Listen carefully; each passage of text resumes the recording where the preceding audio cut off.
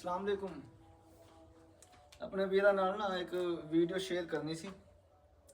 ਆ ਦੇਖੋ ਹੁਣ ਅਸੀਂ ਆਪਣੇ ਆ ਡੇਰੀ ਦਾ ਫਰਸ਼ ਬਣਾਉਣ ਲੱਗੇ ਆ। ਇਹ ਸਾਈਡ ਤੋਂ ਨਾ ਸਾਡੀ ਜਿਹੜਾ ਨਾ ਲੈਵਲ ਅਸੀਂ ਲਿਆ ਕੱਢ ਫਰਸ਼ ਦਾ, ਠੀਕ ਹੈ।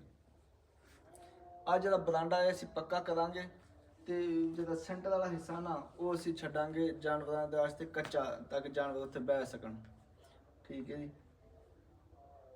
ਆ ਫਰਸ਼ ਤੇ ਜਿਹੜੀ ਅਹਿਮ ਚੀਜ਼ ਹੈ ਉਹ ਇਹ ਹੈਗੀ ਕਿ ਜਦੋਂ ਵੀ ਤੁਸੀਂ ਜਿਸ ਤਰ੍ਹਾਂ ਹੁਣ ਅਸੀਂ ਲੈਵਲ ਕੱਢ ਲਿਆ, ਇਹਦੇ ਤੇ ਚੂਨਾ ਵਿਛਾ ਕੇ ਫਿਰ ਫਰਸ਼ ਲਾਣਾ, ਠੀਕ ਹੈ, ਤਾਂ ਕਿ ਜਦੋਂ ਨਾ ਜਾਨਵਰਾਂ ਨੂੰ ਚਿੱਚੜ ਵਗੈਰਾ ਉਹ ਨਾ ਪੈਣ।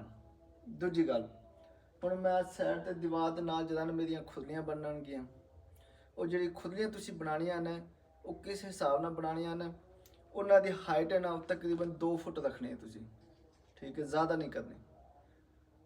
ਤਕਰੀਬਨ ਫਰਸ਼ ਤੋਂ ਜਿਹੜਾ ਅੰਦਰ ਵਾਲਾ ਹਿੱਸਾ ਨਾ ਖੁਰਲੀ ਦਾ ਉਹ 10 ਇੰਚ ਰੱਖਣਾ ਜੇ, ਤੇ 2.25 ਫੁੱਟ ਜਿਹੜਾ 1.25 ਫੁੱਟ ਉਹ ਅੰਦਰੋਂ ਖੁਰਲੀ ਰੱਖਣੀ ਜਿੱਥੇ ਤੁਹਾਡੇ ਪੱਠੇ ਪੈਣਗੇ। ਫਿਰ ਉਹਦਾ ਖੁਰਲੀ ਦਾ ਅੰਦਰੋਂ ਫਰਸ਼ ਪਾਣਾ, ਠੀਕ ਹੈ ਜੀ। ਉਹ ਜਾਨਵਰਾਂ ਨੂੰ ਚਾਰਾ ਖਾਣ ਲੱਗਿਆ ਜਿਹੜਾ ਨਾ ਉਹ ਬਿਲਕੁਲ ਆਸਾਨੀ ਹੋ ਜਾਂਦੀ ਹੈ, ਠੀਕ ਹੈ ਜੀ। ਦੂਜੀ ਗੱਲ, ਇਹਦਾ ਤੁਸੀਂ ਫਰਸ਼ ਜਿਹੜਾ ਨਾ ਤਕਰੀਬਨ ਖੁਰਲੀ ਵਾਲੀ ਸਾਈਡ ਤੋਂ ਤੁਸੀਂ 4 ਤੋਂ 5 ਇੰਚ ਜਿਹੜਾ ਨਾ ਚੁੱਕ ਕੇ ਤੇ ਇਹ ਬੈਕ ਸਾਈਡ ਜਿਹੜਾ ਨਾ ਉਹ 4 ਇੰਚ ਡਾਊਨ ਰੱਖਣੀ ਹੈ, ਤਾਂ ਕਿ ਜਾਨਵਰਾਂ ਨੂੰ ਖਿਲਾਉਣ 'ਚ ਆਸਾਨੀ ਰਵੇ ਤੇ ਤੁਹਾਡੇ ਸਫਾਈ ਕਰਨ ਦੇ ਵਿੱਚ ਤੁਹਾਨੂੰ ਪਰੇਸ਼ਾਨੀ ਕੋਈ ਨਾ ਆਵੇ, ਠੀਕ ਹੈ।